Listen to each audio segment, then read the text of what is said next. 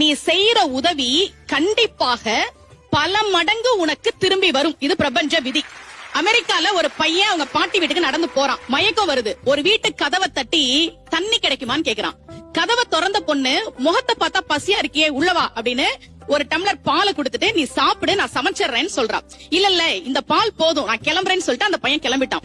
பல வருடங்கள் கழித்து அந்த ஊர்ல ஒரு பெரிய நோய் பரவுது. மருத்துவமனைக்கு நிறைய பேர் சிகிச்சைக்கு வராங்க. ஒரு பெண் வர்றாங்க, நோய் முற்றி போய் வராங்க.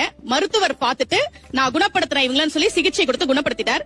இந்த பொண்ணுக்கு லாஸ்ட் நாள் அந்த ஹாஸ்பிட்டல்ல இருந்து கிளம்பணும். பில் எப்படி பே பண்ண போறோம்னு தெரியல. கண்ணீர் வழிய எவ்வளவு பில் வரப்போதோ அப்படின்னு அவங்க காத்துட்டு இருக்காங்க. பில் வருது. அதுல எழுதியிருந்த வாக்கியம் உண்மையாக அமெரிக்காவில் நடந்தது. இந்த மருத்துவ சிகிச்சைக்கான பணம் பல வருடங்களுக்கு முன்பாகவே ஒரு டம்ளர் பாலாக எனக்கு தரப்பட்டு விட்டது.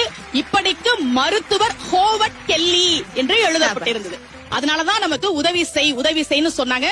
பக்தியில அன்னதானத்தையும் தானம் செய்வதையும் ஒரு அங்கமாகவே வைத்ததற்கு காரணம், நீ எதை கொடுக்கிறாயோ அது பல மடங்கு உனக்கு நிச்சயம்